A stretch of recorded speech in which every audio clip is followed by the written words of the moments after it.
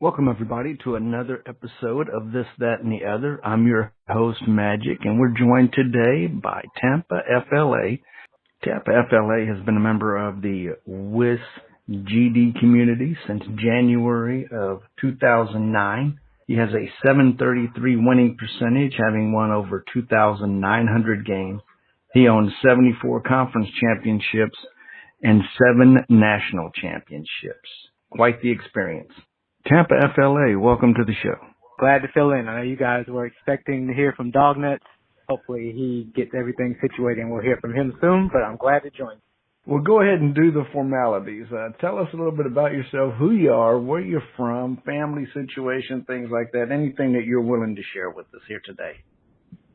Okay, so as you guys know, my screen name is Tampafla. Nothing interesting about that. It was named that because I started playing when I lived in Tampa, Florida. I'm from Florida. I actually live in an area right outside Tampa, in between Tampa and Orlando. This is the area known as Lakeland, Florida.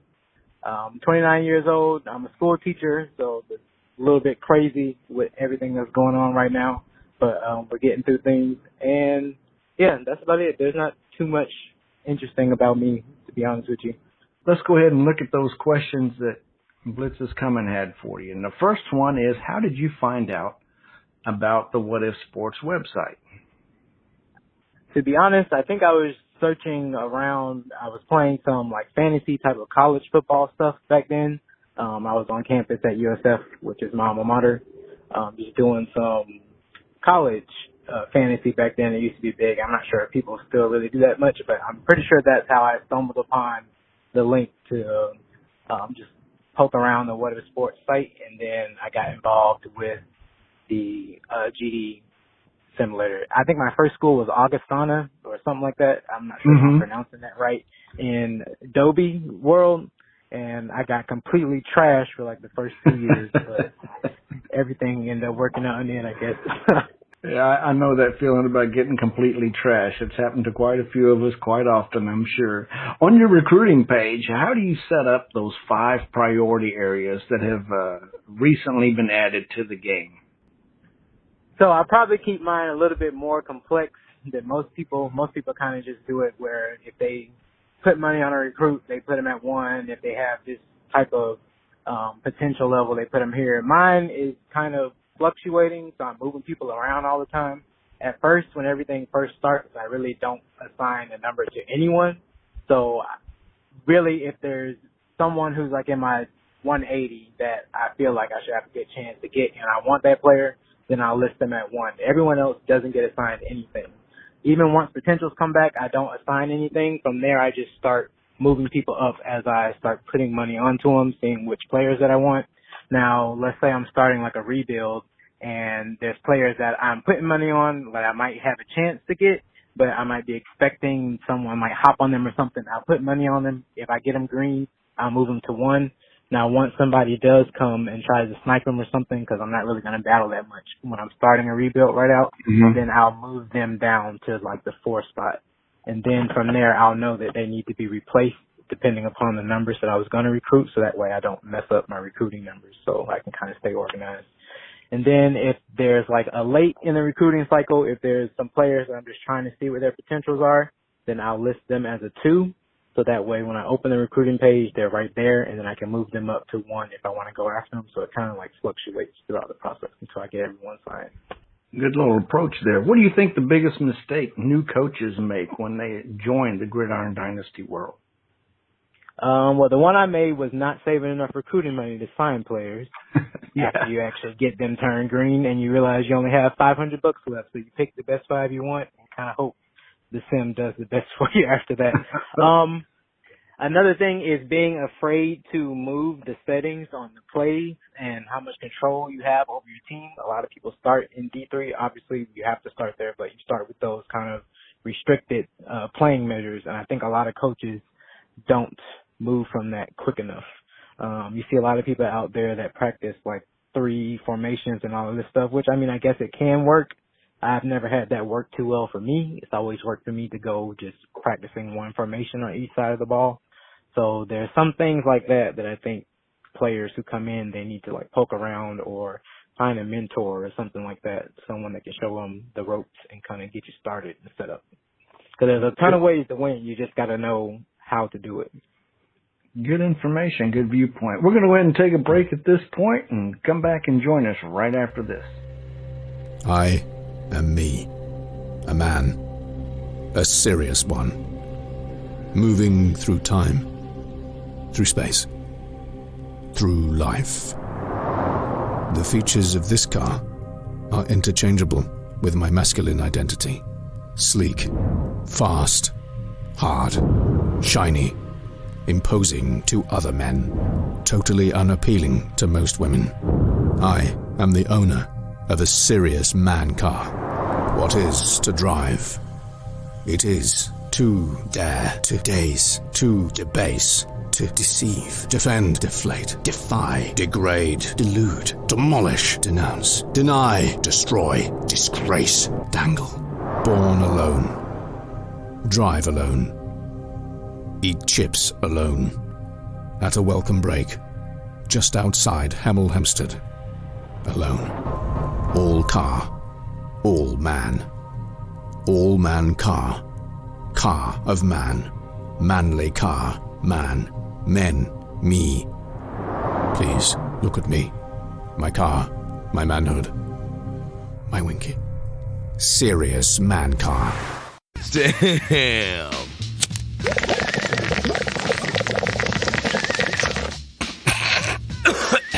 Start your day the Wheaties way. Don't just get up, get high.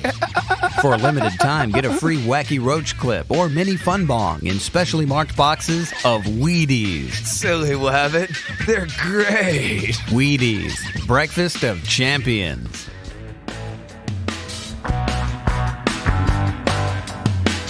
Thanks for coming back with us here on This, That, and the Other. We're joined today by Tampa FLA on his second segment. So how do you determine who your outside linebackers are? And is there a difference in this determination when you set up your run defense versus your pass defense? Well, I took over a basically championship-ready team in Sam Houston State this past month, and I kind of ran them. I wasn't really involved at first to start with, but I kind of had to come up with a new way to defend the run for me, especially in the championship game because we were just getting completely trashed. That's like my favorite adjective to describe when I'm getting destroyed in weeks, if you haven't figured out. But so my run defense was basically getting completely destroyed. So I had to do some different settings and moving people around. I've normally just gone with putting my top two linebackers that, one, have at least some decent cores that I like to see. So if I'm playing D1, I like to see around 80 in speed, strength, and tackling, and I like the game instinct to be up as well. So I would first base off of that and then see where their formation IQs were, and that's kind of how I used to set up who I have in coverage and who I have on the line. If I'm going to put somebody in coverage, it's normally going to be someone that is actually has a high formation IQ and those high cores. But what I ended up having to do was I had to kind of adjust. I'm not going to say exactly where I put people in coverage and on the line, but I had to kind of adjust some things that I was doing, kind of moving some, even with my secondary players, kind of moving some of them around on different spots of the field to kind of defend the run. So if you are struggling with that and you are thinking about, well, I've tried my linebackers in everywhere possible to defend the run and these guys are still like completely running over me, if it's a certain opponent that you just can't stop, then there's probably something you need to do with your secondary coverage that's going to help you. So if they're trashing you up the middle, then you're probably going to want to move your guys to the safety spots, only in run positions. And then if it's outside runs or something else, then you might want to look at changing up where you have your cornerbacks and who you have playing cornerbacks. So just a little bit of information on that. Great. Do you look to run all your teams the same way, or do you run each one differently? I actually run each one differently. My offenses can be ran out of any formation. I just have to set it up and set up where I want the ball to go. But it kind of follows a very similar rotation. Sometimes it changes a little bit. But as far as like where I'm going to run, where I'm going to pass, a lot of the times that doesn't change too much because it's kind of formulated for the engine to kind of pick that a little bit for me. So they're not all ran exactly the same. They're very close, but they're different. I know it's probably confusing, but is there any one thing that makes you lean to making one different from the other? Is there any one position that you favor to make that determination? Normally it's with the quarterback. So if I have a quarterback that I think can run the type of progressions that I'm looking for, then I'll stick with them. A lot of the times I do base that on what my quarterback's formation IQ is, which is something that I think a lot of coaches don't pay attention to, because there are some teams where I've won championships on that the quarterback might have been like the 30th best quarterback. Like I think when I won the championship at Northeastern in Wilkinson, I think I might have had like the top 30, 25 quarterback somewhere around there, but our offense couldn't be stopped and it was mostly passing. So if you have your formation IQ high enough, as long as your quarterback has decent stats, you're good. So that's normally what I base how my offenses are going to be set for. My defense normally doesn't change because I know you had blitz on earlier or previously. I think we probably run about the same amount of defensive formation. So there's a defensive formation for almost any type of situation that's out there. So those don't change that much. It just changes based on whatever the opponent does. So basically it's the offensive side of the ball that I would say is different about my offenses. You might face one that runs 50% of the time. You might face an offense that might only run 2% of the time. Just depends on what I have at the time. Well, you've actually answered part of the next question, and that's what your approach to game planning. Oh, yes. So game planning with me, I am very, very, very, very big on game planning. I think my recruiting might not be the most strongest part of my game. Sometimes it is. It kind of just depends on how the season is going or the flow of the air or something. I'm not sure. But sometimes I feel like I recruit great. Sometimes I feel like I need to go and open up a recruiting manual and start over again. But when it comes to game planning, that's probably my favorite part of the game. I am under the philosophy that I think you can influence what happens in a game solely just off of game planning alone, as long as your talent is close enough. So when it comes to game planning, I'll change passing to running, I'll change formations, I'll change all different kinds of things in the midst of a game if I think it's going to give me an advantage. I used to call it the tweak things just a little bit to change it around, but so I'm always changing everything. You're not really going to get the same thing from me either half when you play me. So I think that's kind of why it makes me difficult to game plan against when I'm actually 100% locked into what's going on. You mentioned the recruiting issues. Sometimes it works for you, sometimes it doesn't. What area of recruiting do you find the most difficult? The West Coast. Even when I had USC, and you think just because you have USC in California that it should go pretty easy for you, nope, not the case. If you have any sort of other programs in the California area, or if you have an aggressive coach up at one of the Oregon schools or the Washington schools that can kind of drop down and box in North California a little bit, that kind of hinders where you can go at USC because you can still battle them. You're probably going to win, but then it kind of hinders what other fallback recruits you can get if you're trying to get a top recruit that another conference mate is going to go after. So for me, it would be the West Coast. Southeast is easy. I think the easiest area to recruit from is definitely the Northeast. All right. Well, that's going to do it for segment number 2. Come back and join us right after this.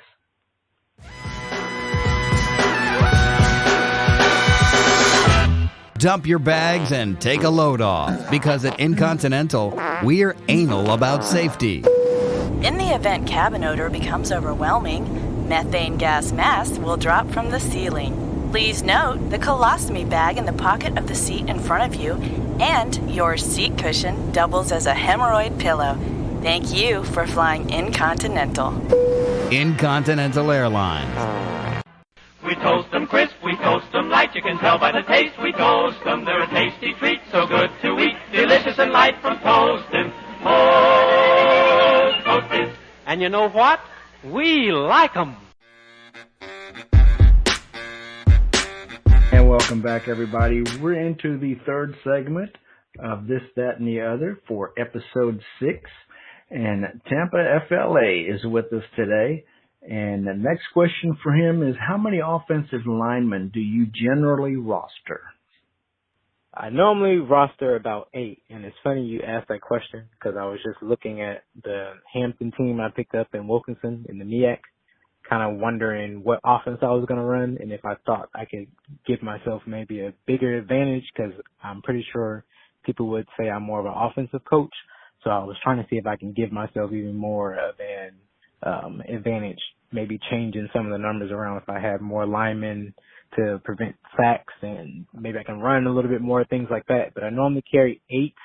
I'm probably going to experiment with carrying 9 or 10 in these next few seasons at Hampton and kind of see how that goes for me. Well, you've had teams at various levels. Which of the levels is your least favorite? Definitely Division II. A lot of people would say Division III, and I thought so, but Division III, you can kind of control what you want to happen if you know how to set the percentages up right. Because even if you put something like at 80%, it's probably going to be more close to 90 to 92% is what you're going to get, just with how the coin flips and the simulation. So I really don't like Division II. I've tried it a few times. I feel like, I don't know, I think it might be that my game style is more suited to 1AA and 1A, but the whole trying to get a recruit that might have a 20 technique and trying to gauge if they're going to get to a 40 or 50 in 3 years, I don't have time for all that. So that doesn't really, I don't really like that part of Division II. So I kind of stay away from that. If I'm in Division II, it's normally that I'm trying to test an offense or something like that to see if it works. Because I have found if it works down there, that kind of stuff does translate up, at least with my type of offensive setup. So if I'm down there, it's normally that I'm trying to test something, or I might be trying to finally win the Division II national championship, because I never have. But so Division II would definitely be my least favorite. Well, this is going to rule out that whole division for the next question, and that is, what is your dream GD coaching job? My dream GD coaching job would probably be coaching Michigan. I've never had a chance to coach them. I've had some elites. I think I've had Tennessee, Florida, and I think I've had USC are the elites that I've been able to control. I've never got my hands on Michigan, so I would like to try that school out. I was a Michigan fan from a very young age. I used to walk around with my maize and blue bomber around here in Lakeland, Florida, so I'm not really sure how all that happened. My family does have roots in Ohio, so you know how that goes. I'm a stepchild in the family, being a big Blue Nation supporter, but so Michigan would be the school that I would like to control at some point. Well, in Wilkinson this past season, Michigan is now an sim team. It's like, it's got to be coronavirus. It's got to be coronavirus. It was like a stake straight to the heart. Like out of all the elites that could go sim, why would it have to be maize and blue? Yeah, unbelievable. What did Michigan have to do? I mean, we already can't beat Ohio State. Someone posted something online I saw. It's been like 3,000 days since we've beaten them. It's football. It's crazy. Ouch. Ouch. Well, before we go and close this up, you've got to give us 10 numbers between 0 and 50. And those will designate the slot order, if you will, for the randomized questions that will pop up. And this is going to be important because Big Papa, 85, is our next guest. So there'll be his questions to answer. And if you have those 10, we're ready to write them down. Okay, so let me go with 1, 3, 4. Then I'll go with 24, 33, 34, 41, 45, 47, and 50. All right. Excellent. Well, again, I do appreciate you jumping in on this short notice and filling the slot for us, and can't thank you enough for doing that. We do appreciate it. Any parting words before we wrap this up? I just want to say, if there's any coaches out there, new coaches or even coaches who have been around for a while, Don't be afraid to just jump in on the board and ask your questions and reach out to people for mentorship. And also, if you're really wanting to challenge yourself, you need to come join the Wilkinson World, get up to Division 1AA, and get in the Big Sky, MEAC, Gateway, or A10 conference, and come make everything mega for us. Amen to that. Thanks again for being with us, and all our listeners, thank you for tuning in. I hope you've enjoyed episode 6. This is Magic, and you've been listening to This, That, and the Other.